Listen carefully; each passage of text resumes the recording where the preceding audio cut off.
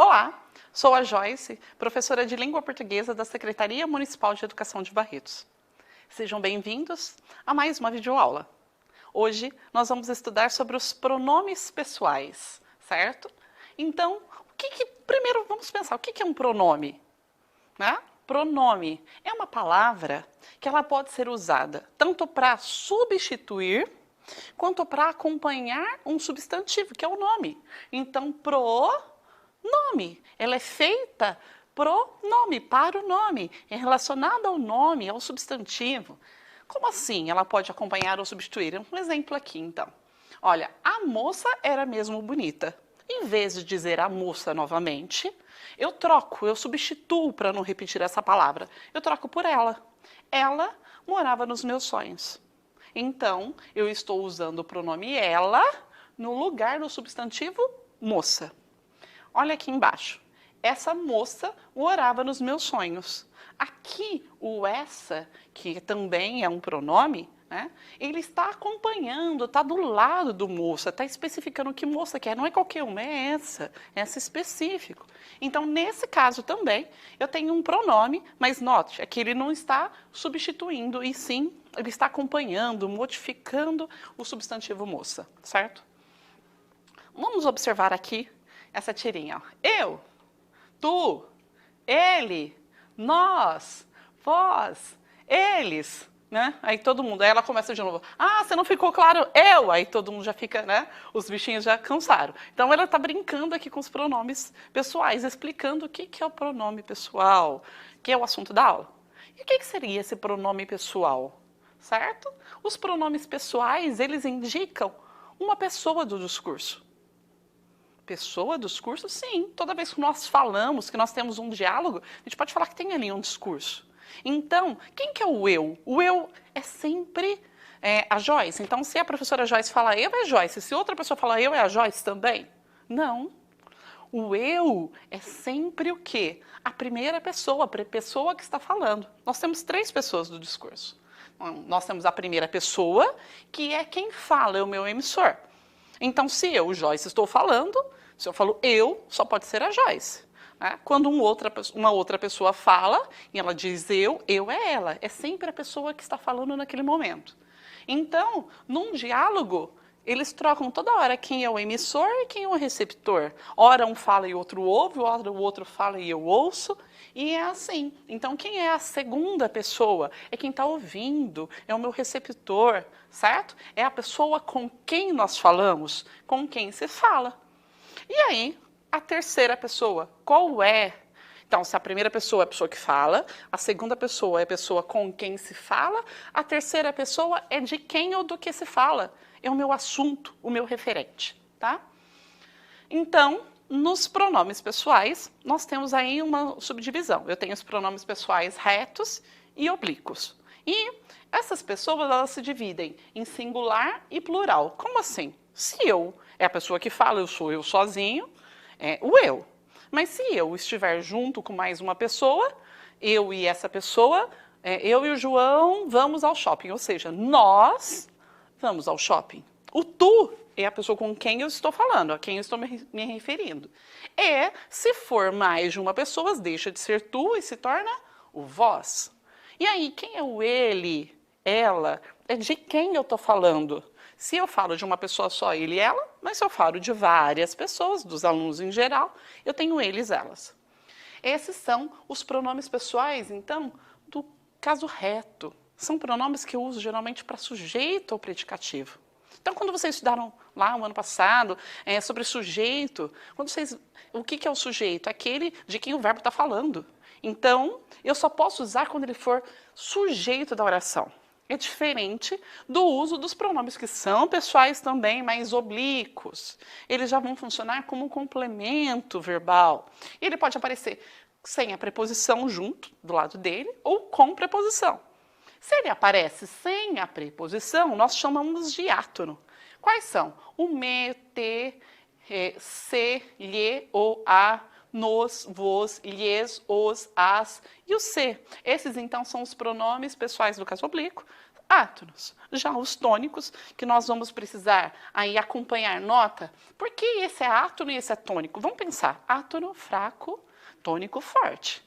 Nos, sem acento, nós, com acento, mais forte. Então, esses aqui, eles são mais fracos, eles sempre vão se relacionar ali com o verbo, e se ele for depois do verbo, lembra, vai ter sempre aquele tracinho, o hífen, tá? Já os tônicos, eles já se mantêm mais sozinhos. São o mim, o ti, ele, ela, si, nós, vós, eles, elas, si. Lembrando que eles sempre vão aparecer com uma preposição. E aí, os pronomes pessoais retos, como eu já falei para vocês no slide anterior, eles servem de sujeito. Geralmente é o sujeito. Pode ser também o predicativo. Vamos observar, ó. Ele é estudante. Se eu perguntar para o verbo, quem que é estudante? A minha resposta é, ele é o sujeito. Certo? Agora, eu não sou ele. Aqui o ele, eu tenho um sou, que é um verbo de ligação, um verbo de estado, e o ele está funcionando como um predicativo, certo? Então, ele está falando sobre o sujeito, ele está falando sobre o eu. Então, aqui o eu é o sujeito e ele também é o predicativo. São dois pronomes pessoais retos. Agora, vamos observar os oblíquos? Como a gente já falou, eles funcionam como complemento verbal. Eles vão completar a ação do verbo. Eles vão estar lá dentro do predicado, certo? Vamos observar exemplos. Ó, falei com Clarice, encontrei-a na sala de aula. Ou seja, encontrei a Clarice. Esse a está substituindo a palavra Clarice. Para não falar Clarice, encontrei a Clarice na sala de aula de novo, eu falo encontrei a. Esse a tem o valor de ela. Só que eu não posso falar encontrei ela, porque ela só pode ser para sujeito. E aqui eu tenho complemento. Então é encontrei a, certo? Eu me protejo do sol forte com bloqueador solar. Eu protejo a mim mesmo. Protejo quem? A mim. Esse me significa a mim. Ele também é o complemento do verbo proteger. Né? Então, aqui, eu tenho os dois pronomes pessoais do caso oblíquo. Compreenderam? Pronome pessoal do caso reto, sujeito ou predicativo. Pronome pessoal do caso oblíquo, complemento verbal. Certo? Bom, no dia a dia, o que acontece? Nós usamos muito esse tipo de construção que é errada, é inadequada. Até que no ambiente de informalidade ainda passa, mas eu não posso escrever isso. Eu tenho que saber que não está respeitando as regras gramaticais. Eu amo tanto ela. Não dá, tá errado. Outro caso. É para mim fazer a tarefa. Até dói o ouvido. Mim não faz nada. Mim não estuda, mim não trabalha, mim não aprende. Tá? Então não é mim que faz. E aí, como que seria, então, de acordo com a norma padrão, qual que seria o correto? O correto aqui é eu a amo tanto. Então, eu troco o pronome pessoal do caso reto pelo pronome pessoal do caso oblíquo. E aí sim fica correto, certo? Então, é para mim fazer? Também não, porque o mim aqui está como sujeito do fazer. Então, eu não posso. Então, é para eu fazer e não para mim fazer. Eu posso até falar, esse livro é para mim. Aí é complemento, ok. Agora, se essa tarefa é para mim fazer, não. Mim não faz nada. Mim não come, mim não estuda, mim não brinca, mim não faz nada. Sou eu que faço, certo? Bom, e qual que é a diferença entre o tu e o você? A professora falou que o meu interlocutor, a pessoa com quem eu falo, eu chamo, é o tu. Mas e o você? Onde que entra nessa história? Bom, o tu, na língua, no dia a dia, ele acaba sendo somente algumas regiões do país que ele é usado. Ele está caindo em desuso. E mesmo quem fala tu, né, acaba não conjugando o verbo como tu. Eles trocam o tu pelo você e o vós pelo vocês. Por isso que quando nós vamos conjugar verbo, soa tão estranho o tu e o vós, porque ninguém usa. Mesmo quando fala tu, ele está conjugando. Ninguém fala tu falas. As regiões que dizem o tu, fala tu fala. Ninguém fala tu falaste, não, tu falou. Então eles conjugam como se fosse terceira pessoa. Essa segunda pessoa ela está caindo em desuso, certo? E o você, além disso, ele caracteriza aí uma maior familiaridade, uma proximidade maior com o meu interlocutor. Bom, mas eu tenho que tomar muito cuidado, porque o você ele é de terceira pessoa e o tu é de segunda. Então, eu não posso colocar o verbo num e o pronome no outro, um na segunda pessoa, outro na terceira, porque isso fica inadequado. Foi o que aconteceu aqui com essa propaganda. Ó, não me deixa encostar nos teus talheres, estou cheia de bactérias. Não me deixa, é tu, é você, aliás, não me deixa, enquanto teus é o tu. E aí eu tenho a terceira pessoa e a segunda pessoa juntos. Não. Então, ou eu coloco tudo na segunda, ou eu coloco tudo na terceira. Então, não me deixe, e aí aqui é teus, ou não me deixa nos seus, tá? Então, eu tenho aí esse erro que não pode acontecer. E eu ainda tenho os pronomes de tratamento. Eu falei para vocês que no dia a dia, a gente próximo é você, embora o brasileiro não tenha muita formalidade, trata você por todo mundo, mas eu tenho, então, o uso do você, que é para situações próximas, né? Pessoas muito próximas. Como que eu trato no nosso dia a dia uma pessoa com maior respeito? Como que eu vou fazer esse tratamento? Eu chamo de senhor, senhora, de dona, Dona Maria, seu João, que seria o senhor João de uma forma informal.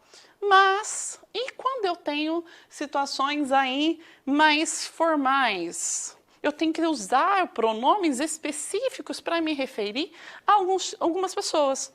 Então, como que eu faço? Quando eu tenho um tratamento mais cerimonioso ou oficial, o que eu tenho que fazer?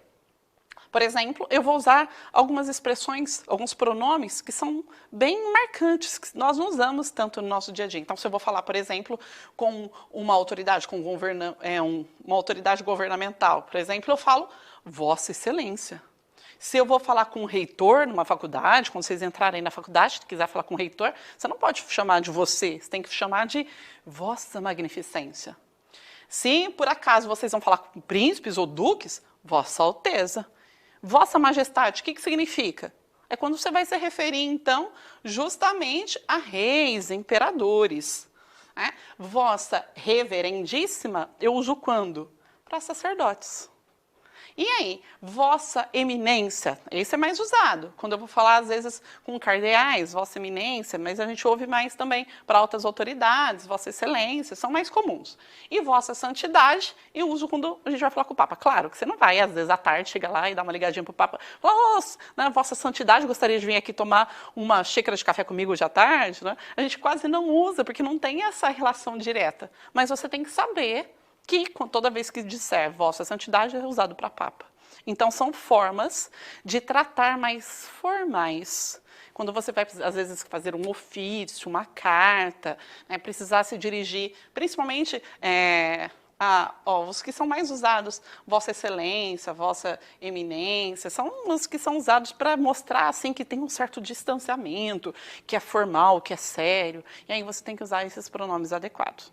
Então, foi isso o que nós vimos hoje. Nós estudamos sobre os pronomes pessoais. A gente viu que eles se referem às pessoas do discurso. Nós vimos que existem os pronomes pessoais do caso reto e os pronomes pessoais do caso oblíquo, certo? E que o pronome pessoal do caso reto é para sujeito, do caso oblíquo é para complemento verbal. Vimos também que existem pronomes de tratamento, que são mais usados no nosso dia a dia, enquanto outros que nós temos que conhecer para que em momentos mais formais saibamos utilizar corretamente.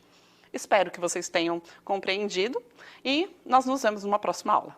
Até mais!